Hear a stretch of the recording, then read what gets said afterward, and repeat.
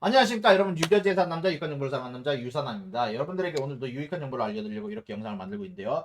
자, 여러분, 현재 돌아다니는 이야기가 하나가 있어요. 뱅크 아메리카, 한마디로 뱅오와 미국에서 티어 1, 한마디로 메인 은행 중에 하나고요. 현재 이 뱅크 오브 아메리카가 AMC를 불법 공매도를 했고, 뱅크 오브 아메리카가 75% 확률로 파산한다는 이야기가 돌아다니고 있는 걸로 알고 있습니다. 그래서 제가 이 부분에 대해서 팩트 체크를 했고요.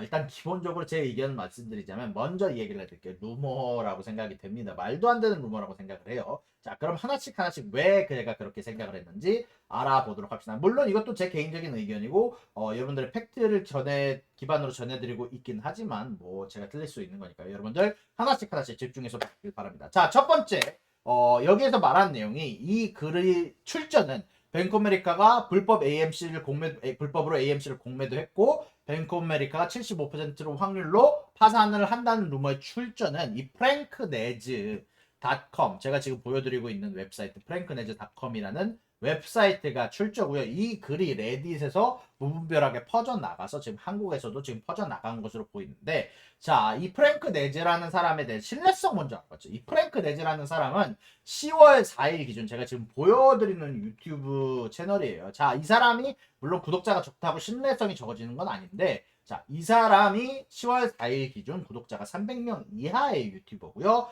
제가 이 부분 이 사람에 대해서 여러모로 알아봤는데 커리어가 존재하는 것도 아니고 여러 신뢰성이 있었던 글을 써봤던 적도 아직은 없고요. 자, 이 웹사이트는 그리고 유튜버는 만들어진 지 1년 정도밖에 안 된 유튜브 채널이고 웹사이트입니다. 자, 그리고 이 프랭크 네즈가 만드는 유튜브 영상들을 제가 찾아봤어요. 제가 이걸 다 저도 어이가 없었는데요. 왜 이러고 있나. 자, 이거 보고 있고 모든 글들을 읽어봤는데 이 사람은 AMC GM이 가자를 외치는 유튜버예요. 객관적인 팩트를 정해주는 유튜버라기보다는 물론 제 개인적인 생각이고 여러분들이 직접 영상을 보실 수 있겠지만 제 개인적인 생각에 프랭크 네즈는 모든 글을 봤을 때, 모든 유튜브를 봤을 때 기본적으로 그냥 모든 내용이 AMC GM이 가자를 외치는 유튜버예요.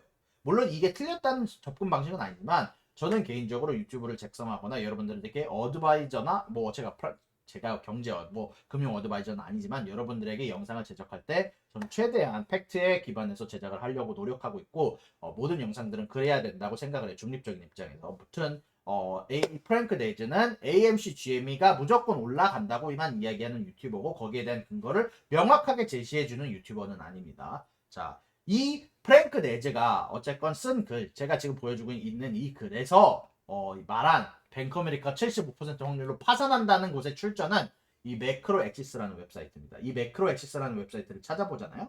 그럼 여기에 이렇게 적혀있어요. 우리는 금융 어드바이저가 아니다. 우리는 책임지지 않는다. 라는 부분을 명확하게 적어 놨습니다. 자, 이 웹사이트에 의하면은 이 웹사이트를 이용해서 다 찾아봤어요. 자, 웰스파고 은행은 48% 확률로 망하고요. 골드만삭스는 55% 확률로 2년 내에 망하고 소파이도 2년 내에 망할 거고 알리바바도 2년 내에 34% 확률로 망할 거예요. 자, 여러분들 이 회사들이 다 망하면 어떻게 될까요? 리만 브라더스와는 말도 안 되는 경제 대공황이 올 거라고 생각해요. 말도 안 되는 확률입니다. 골드만삭스, 웰스파고 은행이 50% 확률 이상으로 2년 내에 망한다고요? 그럼 최소한 뱅크 아메리카까지 포함해서 메이저 은행 한 3, 4개 중에서 2개는 망하겠네. 이건 말이 된다고 생각하십니까? 제 개인적인 의견입니다. 저는 안 된다고 생각해요. 그리고 레딧을 찾아봤는데 이 웹사이트에 이 망할 확률을 써본 사람들이 있더라고요. 네. 근데 결론은 이 웹사이트에 망한다는 확률 측정기는, 파산 확률 측정기는 결국 말이 안 된다라는 게 대부분의 의견이었어요. 뭐 대부분이라 봤자 저도 레딧만 읽어본 거니까. 그리고 뭐 사실상 리뷰가 적혀 있지는 않더라고요. 이것에 대한 리뷰도 사실상 그렇게 적혀 있지 않을 정도로 그렇게 관심을 못 받는 파산 확률 계산기. 근데 이거를 이 프랭크 네즈라는 사람이 갖고 와서 쓴 겁니다. 자기 글의 근거로 쓴 거예요. 출처도 적어놨는데 보면서 이게 믿겨지나라는 생각이 들 정도로, 아무튼 이 부분에 대해서 뭐 제가 틀릴 수도 있지만 제가 이 사람을 신뢰성이 없다고 해서, 제가 이 사람이 뭐 유튜브가 300명 미만의 유튜버라고 해서 이 사람이 1년 동안 1년도 안 되는 기간 1년 정도 됐죠. 1년 정도 되는 기간 동안만 유튜브를 했다고 해서 1년 정도 되는 기간만 이런 글을 썼다고 해서 당연히 이 글이 틀리지는 않았을 수 있으니까 제가 그래서 이 내용을 읽어봤습니다. 이 글의 내용을 읽어보고 그래서 하나씩 여러분과 점검을 해볼게요. 일단 다시 결론을 말씀드리지만 제가 봤을 때는 루머입니다. 뭐 제가 틀릴 수도 있으니까 제가 봤을 때는 루머고 말도 안 된다고 생각을 해요. 자, 이 글의 일단 주장을 찾아봅시다. 이 글의 주장은 뱅크 오브 아메리카는 AMC 주식을 불법으로 공매도 했고 그리고 75% 확률로 망해서 민주식은 떡상이 갈 거다라는 게 이 글의 결론이에요. 자, 그래서 그 근거를 하나씩 여러분들과 읽어보면서 제가 왜 이 근거가 말이 안 된다고 생각하는지 혹은 맞다는지 이런 부분에 대해서 알아보도록 할게요. 자, 근거 1. 뱅크 아메리카는 AMC 주식 공매도 상위 10개 기관 목록에 있다. 찾아봤는데 맞더라고요. 맞는 건 인정해야지. 자, 두 번째. 뱅크 아메리카는 사람들에게 신뢰할 수 없는 은행으로 알려져 있다. 도대체 뭘 근거를 이렇게 얘기하는지 모르겠어요. 그냥 저렇게 주장을 써놓고 근거를 갖다가 오지는 않았어요. 자, 이 부분에 대해서 이 사람이 뭐 서베이 한마디로 뭐 투표를 한 것도 아니고 밖에 나가서 조사를 한 것도 아니고 근거 있는 기사를 갖고 온 것도 아니고 그냥 뱅크 아메리카는 신뢰할 수 없는 은행으로 알려져 있다라고만 얘기를 써놨고요. 제 개인적으로는 지금 주변 사람들의 평가에 의하면 뭐 제도 이렇게 얘기할 수는 있겠죠. 제 개인적으로는 전 뱅크 아메리카에 돈 잘 넣어놓고 있어요. 돈 잘 넣어놓고 있고 도대체 뭐가 사람들한테 신뢰가 없는 은행으로 알려진지 전혀 알 수가 없습니다. 그리고 그 다음 번 뱅크 아메리카는 공매도자들에게 돈을 빌려주기 위해서 연준에게 인쇄된 돈을 요구했다. 근거 없어요. 도대체 어디서 이런 주장만 갖고 왔는지 전혀 알 수가 없어요. 제가 알기로 연준이 돈을 인쇄한 이유는 여러분이 알고 있는 연준이 돈을 인쇄한 이유는 지금 코로나로 인해서 혹시나 모르게 은행들이 계속해서 돈을 빌려줘서 기업들이 소규모 상인들이 개인들이 파산하지 않기 하기 위해서 돈을 인쇄했던 건데 그래서 은행들한테 넣어줬던 건데 이거를 너무 뭔가 이상한 식으로 생각을 해서 뱅크 아메리카가 공매도자한테 돈을 빌려주기 위해서 연준한테 돈을 인쇄하라고 했다? 그 돈을 나한테 달라고 했다? 도대체 뭘 근거로 이렇게 이야기하는 겁니까? 도대체 뭐가? 근거 없어요. 그냥 이렇게 주장만 하고 있는 거예요. 당연히 맞을 수도 있겠죠. 뭐 맞을 수 있지만 근거를 갖고 와야죠. 주장하려면 근거가 뒤가 받쳐줘야 된다고 저는 개인적으로 생각을 합니다. 무튼 제가 조금 살짝 힐업됐는데 조금 쉽고 얘기할게요. 시켜서 얘기할게요. 그 다음 거는 보스턴과 댈러스의 보스턴과 빼먹었네. 보스턴과 댈러스의 연준 총재는 통화 정책을 만드는 도중 증권에 투자했다고 해고됐다. 해고 안 됐어요. 잦은 사태입니다. 거짓말이에요. 무튼 전 증권에 투자했다고 해서 자신들이 그만둔 건 많아요. 연준의 신뢰성에 우리 때문에 문제가 생길 것 같다고 이야기하면서 어느 정도 그런 부분에 대해서 책임을 지고 사진 사퇴를 했죠. 자, 그 다음 내용. 큰 은행들이 $1 trillion 이상의 자본금을 10월 1일부로 확보하고 있어야 된다. 맞아요. 비슷하게 갖고 있어요. 근데 다 같이 모든 큰 은행들을 다 합친 금액이에요. 은행 하나당 $1 trillion 아닙니다. 은행 전부 합치면 $1 trillion 넘어요. 자본금 $1 trillion 이상 갖고 있어요. 그 다음 내용. 자, 헤지펀드들이 오버 레버리징 한다. 자기네들 갖고 있는 돈 이상으로 엄청나게 써댄다. 뭐 근거는 안 적어놨고 근거는 없습니다만 뭐 비랑 때 사건을 보면은 불가능한 건 아니라고 봅니다. 비랑 아저씨도 그랬듯이 오버 레버리징 하고 있는 투자자 집단은 충분히 투자 기관들은 충분히 있을 수도 있다고 생각해요. 그런데 뱅크 오브 아메리카는 티어 1 메인 은행으로서 가장 큰 은행들 중 하나로서 페드와 뭐 SEC의 규제를 받고 있어요. 얘네들이 어디를 투자를 하기 위해선 거기에 대해서 오버 레버리징을 애초부터 할 수 없게 리스크를 줄이게 규제들이 설계되어 있어요.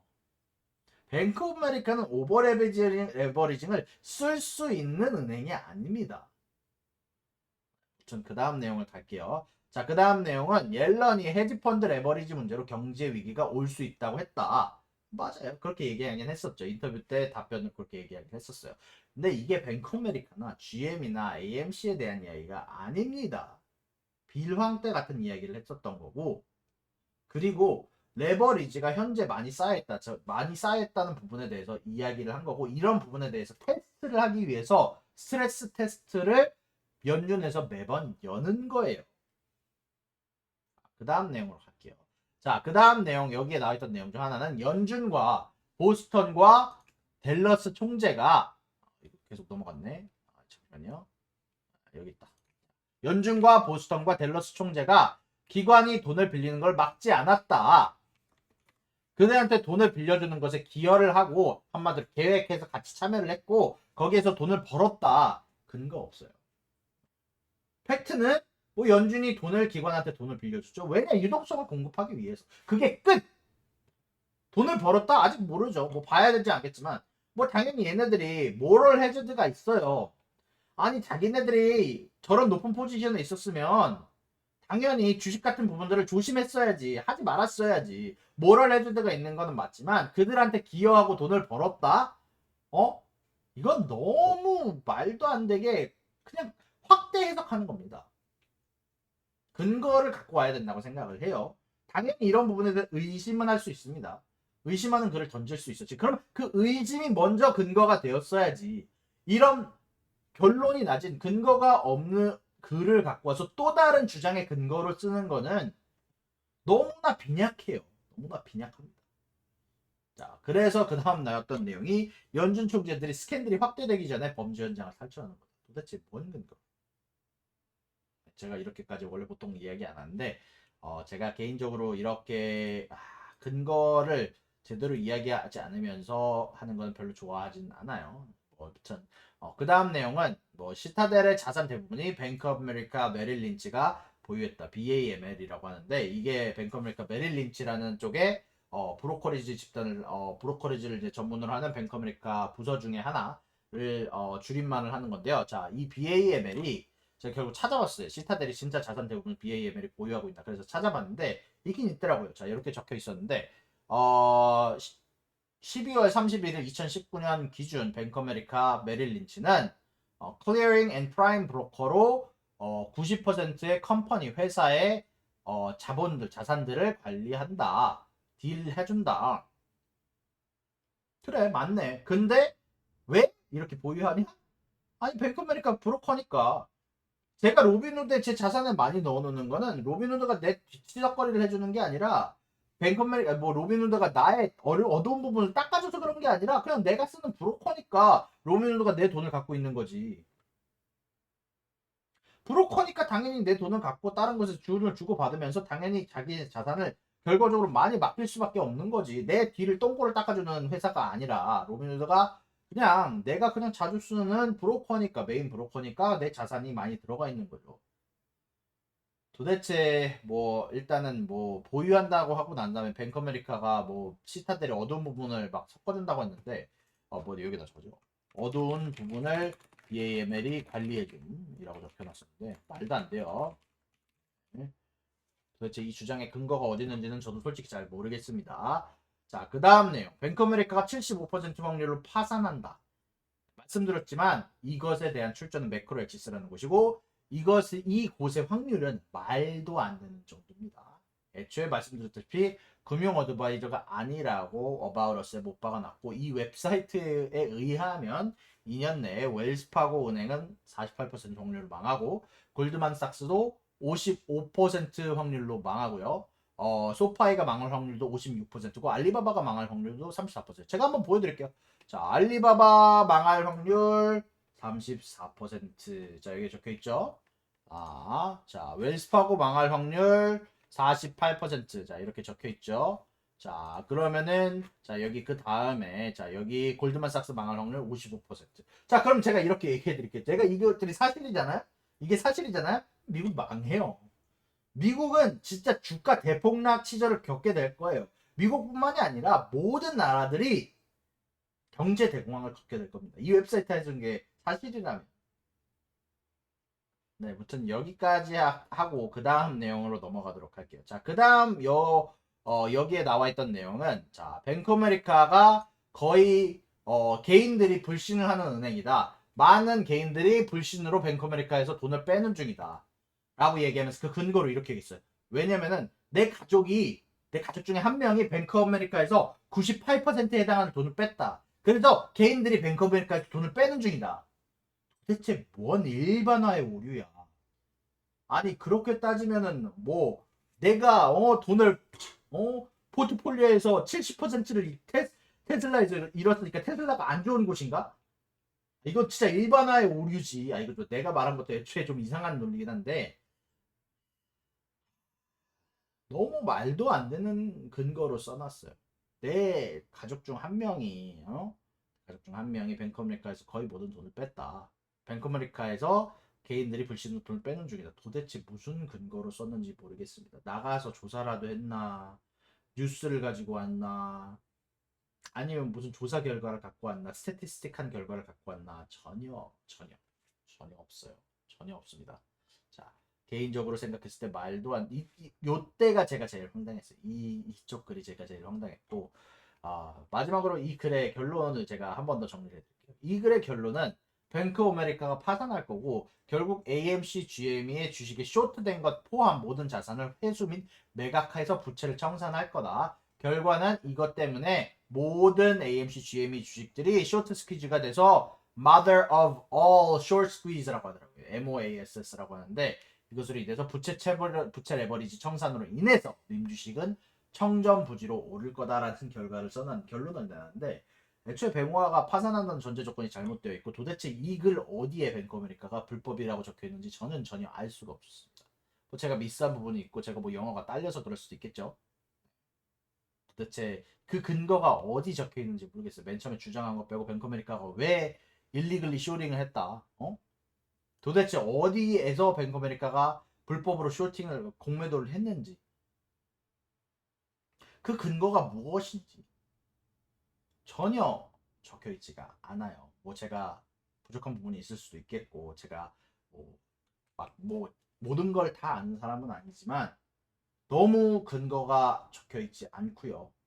주장만 적어놨을 뿐이고 거기에서 갖고 왔던 75% 확률로 파산한다는 전제 조건이 필요한데 지금 이 글이 성립되기 위해선 그 웹사이트 자체의 확률들이 말도 안 되게 설정되어 있는 것으로 보입니다.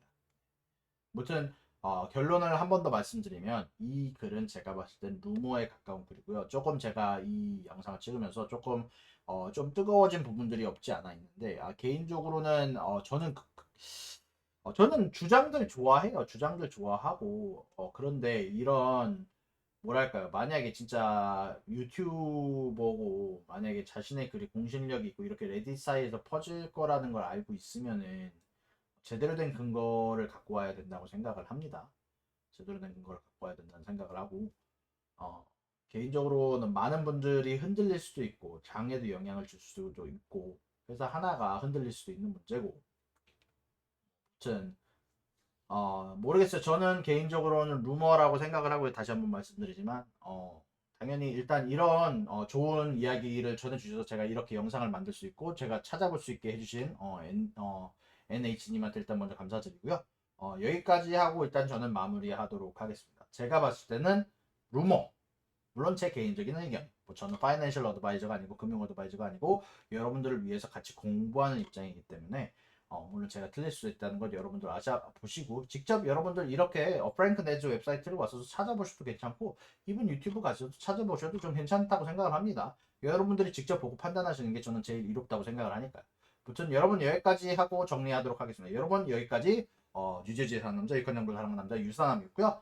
여러분 구독과 좋아요 알림 설정 꼭 부탁드리고요. 여러분들 뭐 항상 말씀드렸다시피 제가 드린 정보는 여러분들이 직접 공부하시고 소화하시기를 바라면서 저는 여기서 마치도록 하겠습니다. 여러분 여기까지 유재재산남자 이칸영을 사랑하는 남자 유산남이었습니다. 감사합니다.